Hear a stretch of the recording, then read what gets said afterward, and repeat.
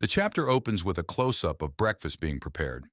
Eggs are sizzling perfectly in a pan, while fresh coffee drips down into a pot.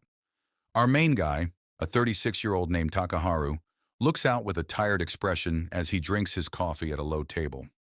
In his head, he narrates that by the time you're 36, eating breakfast by yourself completely becomes a common practice. But just as he's settling into his peaceful solo routine, a loud voice suddenly calls out his name from behind the door, shattering the quiet. Suddenly, the door slides open and a girl cheerfully shouts, "Good morning! That looks delicious!" and skips right in, followed by a little girl grumbling in the background. Kyou happily stuffs her face with egg toast, loudly shouting, "Let's dig in!" while the little one quietly eats with a spoon. Takaharu just sits there, taking a slow sip of his coffee, admitting to himself that he's still not used to making a meal for three people. To understand how he got into this mess, we flash back a few days ago. Takaharu narrates that these two showed up completely unannounced. He is casually hanging out on his veranda with his cat and a sketchbook when Kyou pops her head around the corner. Takaharu's eyes widen in pure shock as he stammers out, "Huh? Kyou?"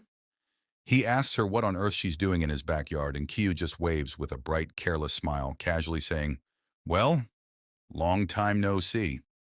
Takaharu is completely deadpan, asking if she is seriously trying to pass off 17 years without a single shred of contact with a simple, long time no see.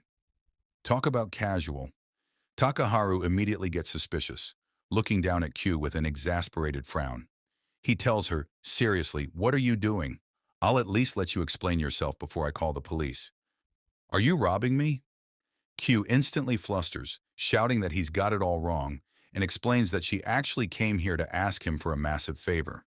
Hearing the noise, a little girl pokes her head out from around Kyou's side, asking, "Mama, is everything okay?" Kyou jumps up, explaining she only snuck into the yard because she wanted to see how he was doing, while Takaharu is still muttering in the background, wondering if she's trying to mug him. Kyou changes the subject to introduce them, but Takaharu is completely stuck on the fact that she just got called Mama. Gestures down to the little girl hiding right behind her and says, "This is my daughter, Minori." Minori has long hair covering one of her eyes and just stares up at Takaharu with a completely blank, intense expression. Takaharu's brain completely short-circuits. He just stands there looking absolutely terrified, trembling as he mutters, "Daughter," while little Minori quietly says hello. Talk about an absolute bombshell. We move inside the house where Takaharu is sitting at the table, looking incredibly stressed as he repeats, "You want to live here?" It turns out they have nowhere to stay while their apartment is currently being completely rebuilt. Takaharu sighs over a cup of tea, scolding Kyou that she should have at least contacted him first. Kyou just scratches the back of her head with a guilty laugh, saying she totally forgot to send him a memo. But right as she starts to say something else, a massive, thunderous grrrr sound echoes right through the room. Takaharu just stares at them in dead silence, and Kyou instantly grabs his cat, trying to play it off by shouting, "Wow, your cat makes such a funny noise." Nice try, Kyou, but that was definitely a human stomach. Takaharu looks away and tells them they should have something to eat first. Takaharu opens up the fridge, stating he was just going to make whatever random food he had on hand, but Minori stands right next to him, glaring intensely into the shelves. The panels zoom in on her terrifying dark expression as she fumes over the phrase, "some random dish," completely offended that he would dare feed her mother something random. Takaharu can literally feel her eyes burning holes into the side of his face, sweating as a giant question mark floats over his head. Kid is terrifying. Takaharu looks down and asks Minori if there's anything specific she wants to eat, noting that Kyou is fine with whatever. Minori turns her head away, crossing her arms stubbornly as she declares, "I don't want anything. I'm not eating something cooked by a stranger." Kyou, however, is a master of reverse psychology. She puts on a sad, dramatic face and sighs. "I see. I guess that's how it is. If you're not hungry, then maybe I shouldn't eat either." Minori immediately cracks, her face glowing with intense hunger as she yells, "Actually, I want curry." Takaharu just turns around, holding a box of curry roux, and asks if medium spicy is okay, to which Minori blushes and quietly agrees. With the menu decided, Kyou raises her fists in high spirits, shouting that they can help out with the curry. But the moment they step up to the counter, it's an absolute disaster class. Takaharu immediately turns around screaming at Kyou because she's peeling away the entire actual carrot with a knife, telling her they literally have a peeler right there. Then he shifts his panic over to Minori, who is crying a river while trying to chop an onion, and yells at her that she doesn't have to peel off that many layers. Holding a knife and looking completely exhausted, Takaharu bluntly asks, "Do you two not cook?" Kyou proudly argues back that box curry is incredibly delicious anyway, and she even made a roux one single time back in her school cooking class. Takaharu just holds up a hand, completely done, saying he's officially heard enough. Fortunately, Takaharu manages to save the dinner, and Kyou sparkles with excitement as 3 steaming bowls of curry are finally finished. Takaharu turns around from the counter and hands Kyou a glass bowl, telling them to have some of this too. Kyou blinks, asking if it's salad, but Takaharu explains it's actually pickled vegetables that he had already made as a side dish. The moment Kyou realizes that pickled veggies go absolutely perfect with curry, both she and Minori get giant starry eyes, staring at the food with drool practically pooling in their mouths. Looks like his cooking totally won them over.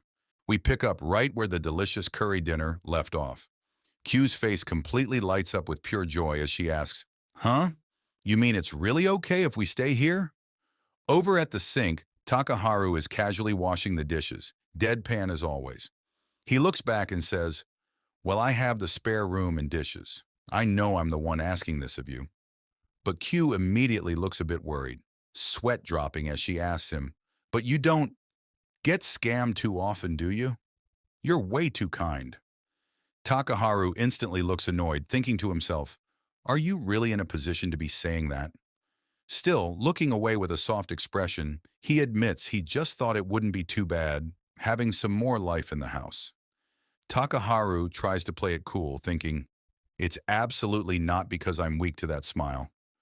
But right on cue, Kyou lets out a massive, radiant grin, swishing her hair around as she happily cheers. "Thank you, Takaharu." She's holding her empty curry plate with absolute bliss. And guys, the dynamic gets even better.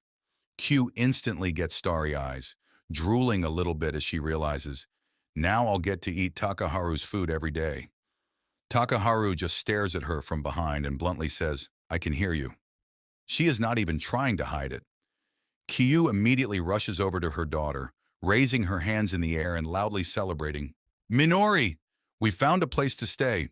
Yep, Takaharu will be covering for us for a while." Little Minori is sitting by the low table, totally unfazed, casually playing with a toy wand to tease Takaharu's cat, Nako. Minori looks up with a sharp glance, muttering a skeptical, "We're staying here?" Kyou panics slightly, asking, "Oh, are you against it? I guess living with someone you don't know is too much."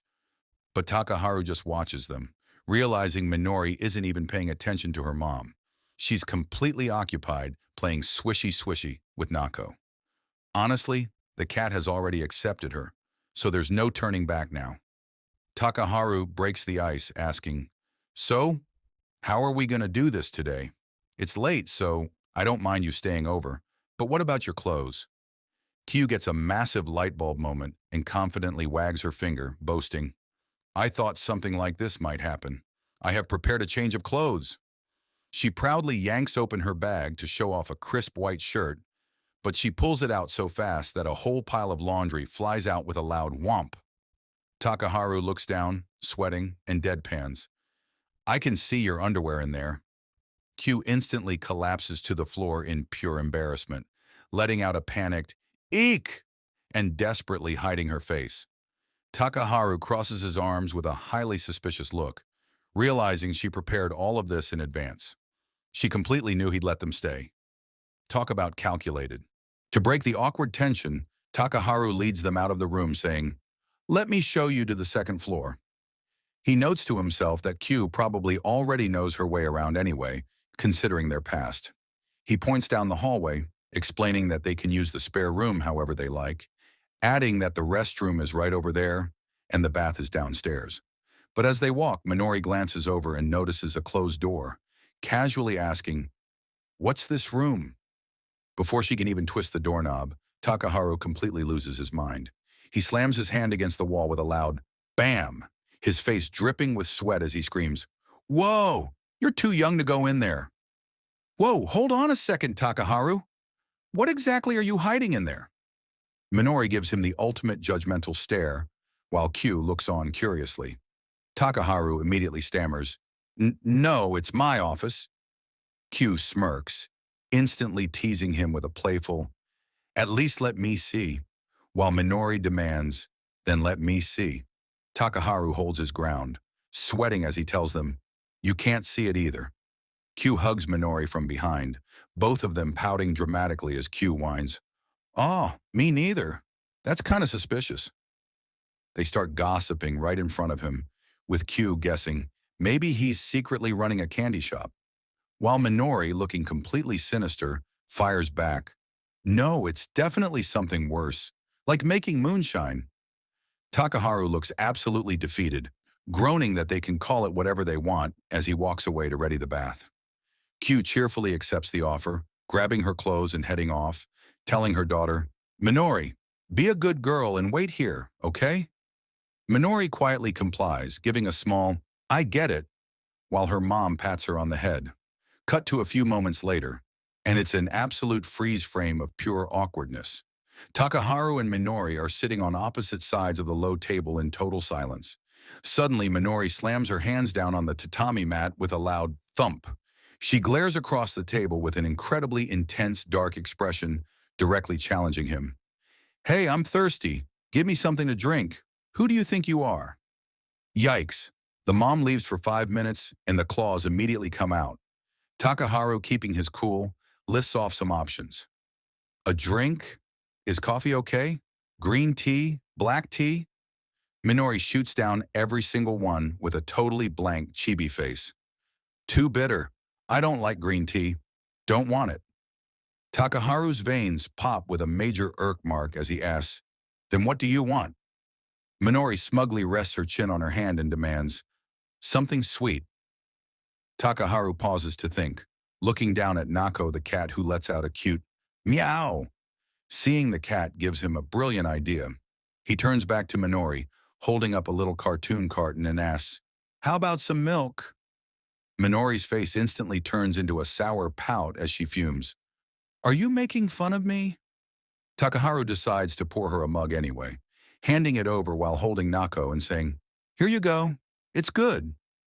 Minori peeks over the rim of the mug, suspiciously asking, "What's this?"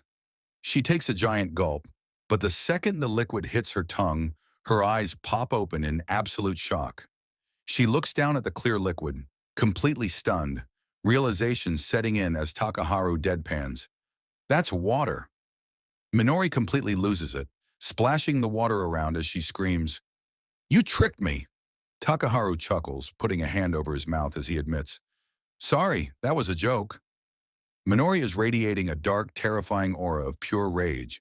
Realizing the kid is actually starving, a panicked Takaharu raises his hands and stammers, "I'm really sorry. I'll actually make something."